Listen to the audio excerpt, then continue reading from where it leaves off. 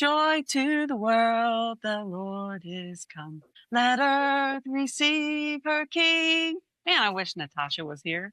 Me She would too. sound so much better doing that. That was good. That was a good try. This year has just flown by. Yeah. Are you done buying all your presents and doing all the things? Somehow Ollie does this to me every year. Like, I feel like I might be on track, and then he's like, I've got everything done on my side. And then I'm like, really? That's so not fair. And then if Well, I try and go, it's like everybody's with me. And then if nobody's with me, I can't seem to make a decision. I give up. well, I'm gonna Brent give people sent money. gift cards are always a plus. Yep. Brent sent me a text today of something I could get him for Christmas, and I said, "I'm sorry, the shop is closed. No more. You get what you get." That's funny. Of course, everyone's gonna get the obligatory gifts of the year. Like last year it was socks. This year it's underwear. I mean, it just rotates through. It's the family's appreciative, but nothing spectacular, but it's useful. That's funny. I used to always get my dad socks and undershirts. I think that was a staple. Father's Day and Christmas. I feel like I haven't, like, I saw you last night, literally, but Yeah. before that, it had been weeks. 3 weeks. That was awful. I hate, like, So well, first of all, I was sick. My whole family was sick. We got hit with, I guess you call it the crud, right at Thanksgiving. Couldn't even see the rest of the big family. And then we thought it was going to mess up a trip we had. We were just all bummed out. I was so tired, man, but was that at Thanksgiving that that was you guys got Thanksgiving. sick? Wow. It has been a long time. So we couldn't have like family Thanksgiving. What did we call it? Friendsgiving. Friendsgiving. That's what it Friendsgiving. was. Yeah. That's all right. Man, that's all right because we brought you some leftovers. I forgot about that. It was so good. I had like gone a day or so without eating much, and it was just like, give me, give me. Yeah, and then my kids have been sick for a good week now. I'm just like, get it all out of your system. I do not want to be sick on Christmas. Yep. That's the worst. And you're seeing the family at Christmas too. Yeah, we're traveling. So we were talking about some of the past events that we've had, and the last one that we literally just did this year was on joy. God, show me your joy. Yeah. Wow, that was a challenge. That was a challenge for you too, right? Tell me it wasn't just me. Absolutely. I was like, I don't know about this one, y'all. I don't feel like a joyful person. Still don't. That hasn't changed. What's funny is last Christmas we were prepping for the joy event, and one of my illustrations was I could not find a joy decoration in any store. I remember that. Nowhere. And this year they're everywhere. And That's I'm right. They are. look, joy, joy, joy. And I'm like, man, where was this last year? I could have used these for decorations. That's right. It did make a good point, though, like the happiest time of the year, and I can't find joy anywhere. So it did lead, into a good discussion. But I just think it's funny now because it's always when you're shopping for something particular, you can't find it. Yes. And then when you don't need it anymore, it's everywhere. Maybe God was doing that to you on purpose so you have a good illustration. Well, that's possible. Get rid of all the joy in the world. So Take it away.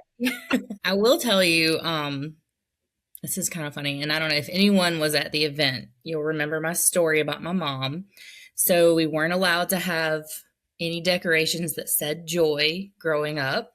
We didn't use the word joy because my dad's first wife was named Joy. So I do have permission to say that. But after the event, we had the little joy magnets. And so my sister and I took one and put it on her refrigerator. And we just counted the days to see how long it would take her to notice it. And it was maybe 3 or 4 days. And then we got a call. And it was like, what is this on my refrigerator? And so I was like, okay. And so I took it and I just moved it to the side of the refrigerator, where it was not quite as obvious. I think it's still there. So I'm working on her. Way to go, Mom. Leaving it there on the fridge. Not taking it off. Yeah. Way to go. She's so funny. Okay. Okay. So what's something that brings you joy, Tanya? For real? For Like real. fun or like spiritual? Well, I figured you were going to answer spiritual because that's what you do, but I want to know like a frivolous thing. Okay. You ready for this? Hmm.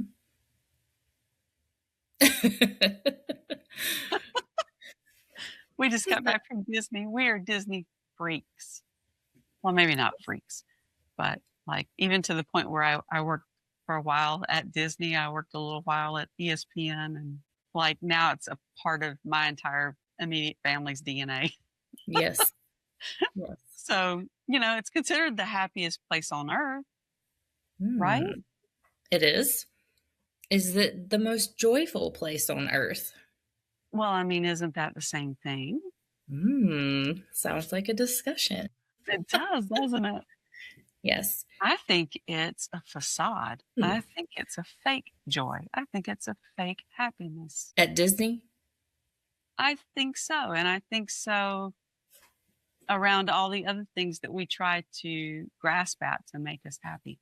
That sounds like that could get deep. So before you do that, you should ask me what my frivolous joy Oh, is, well, that is true because we're about to like go down some rabbit holes. right?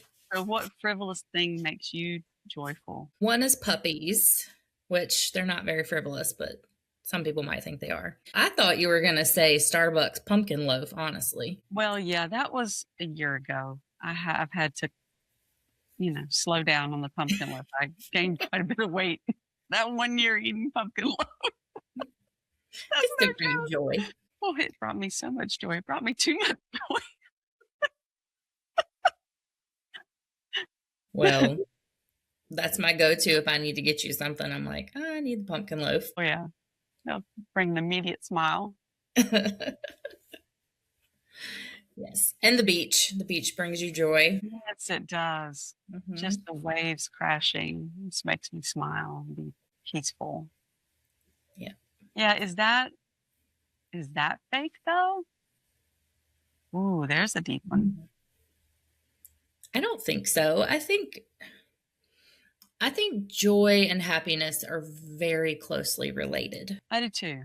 Now, the And happiest place on earth, the reason I said that I think that's fake is because everything that they do there is to create this joyful experience.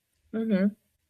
They want you to take home those memories and those pictures and bring your families back. And you can't do that if you have a horrible time. And they're going to do Right. everything within their power to make sure you had a great time. But sometimes I just feel like that's at the expense, I was going to go deep, at the expense of the employees Mm. and at the expense of your pocketbook, when the truest, most real joy actually comes from God.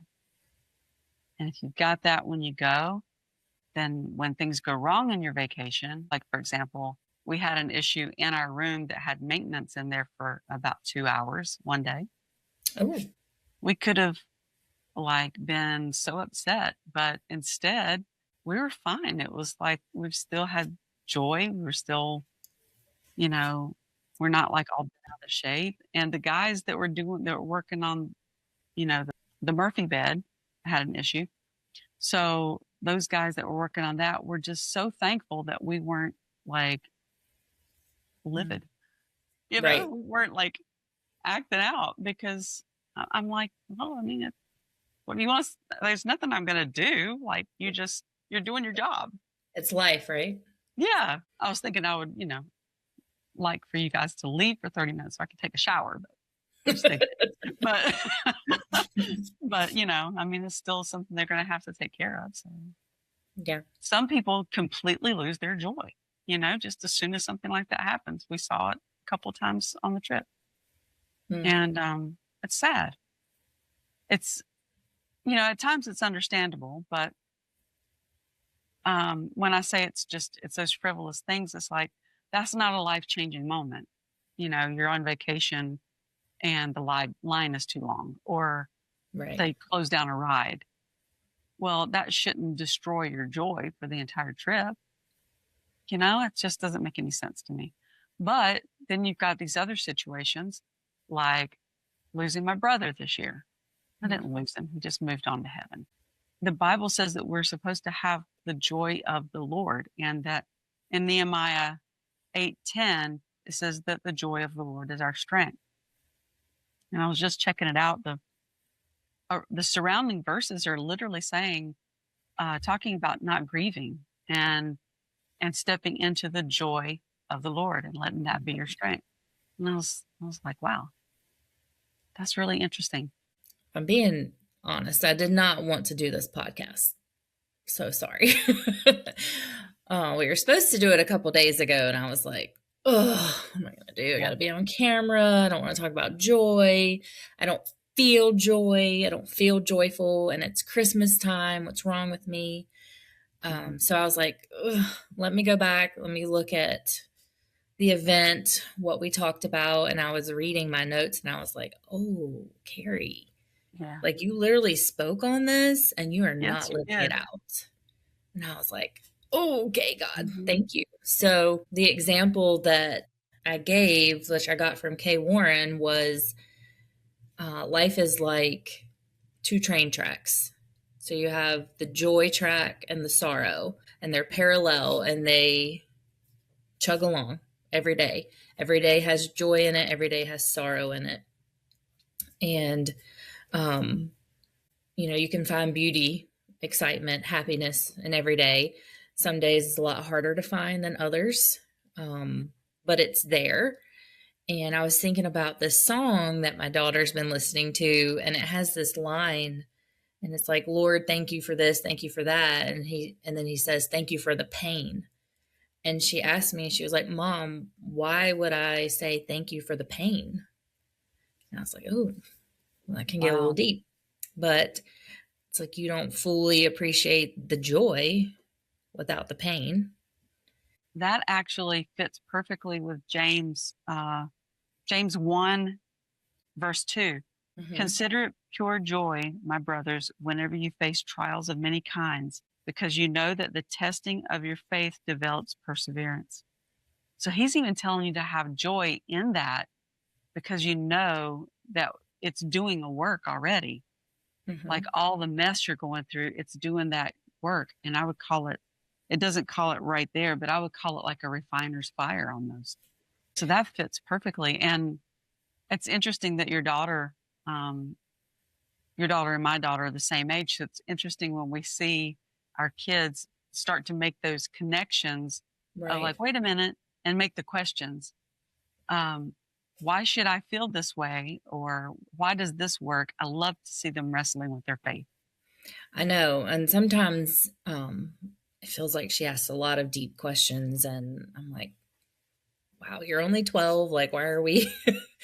I don't know if you can fully understand it. I don't even fully understand it. But, I have to remember they have their own faith journey to walk out. They have to wrestle with God. And that relationship has to be real to them. So it's good, but I'm like, I don't have all the answers. But she asked me a lot about like suffering. Like, why, if God's a good God, why do we suffer? And that's hard to discuss with a 12-year-old. Yes. Because they don't have like the life experiences most of the time to have any perspective on that. So has your daughter asked you what the joy of the Lord actually is?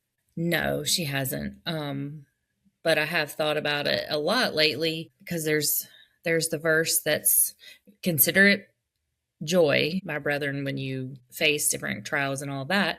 And then it says, the joy of the Lord is your strength. And it's like, well, what does that even mean? What is the joy of the Lord? So when I was studying for our last event, I found out that the joy of the Lord is he gets to be with us eternally.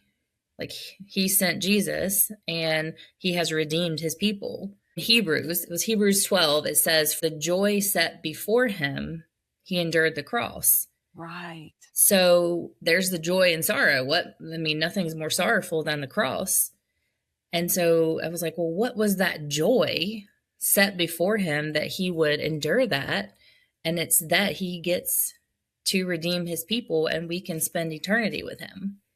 So that's our strength right there. It's not like happiness, like smiling. Those are great things. And those are gifts, I believe, from God.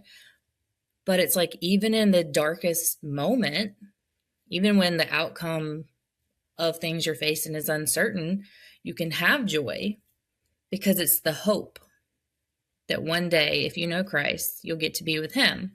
So the cool thing that I found was that the opposite of joy is not sorrow or sadness, it's hopelessness. Mm. I was like, oh, that's good. Man, that hits. Right. So, and then there's the verse that says, one day you'll hear, well done, thy good and faithful servant. Enter into the joy of your Father. Well, what is that joy? It's that you get to be together eternally. This is what gave me some hope, because it's like, even when I don't feel joyful right now, I'm not necessarily happy. There's things going on with family, and we're not sure what the outcome is. And it's heavy. And I know a lot of people you have heavy stuff right now. And so sometimes you don't feel like celebrating. You don't feel like being happy, go lucky, but you have that hope. The joy of the Lord is your strength. You can take another step, move forward, because that is your hope. Your ultimate hope is to be with Him forever, where every wrong is made right. That is so good. That was so good, right? And that whole time I was like, I don't want to speak about joy. And then, And then he starts dropping nuggets right on you. right? And I Those was like, chicken nuggets right on out. chicken nuggets. I'm like, that is so good, because I don't know, it just fit with me, because when I think of joy, I think of people that are like smiley and happy. And like I said in the talk, that's just not me. This is just my face. Like, it's just not always smiley.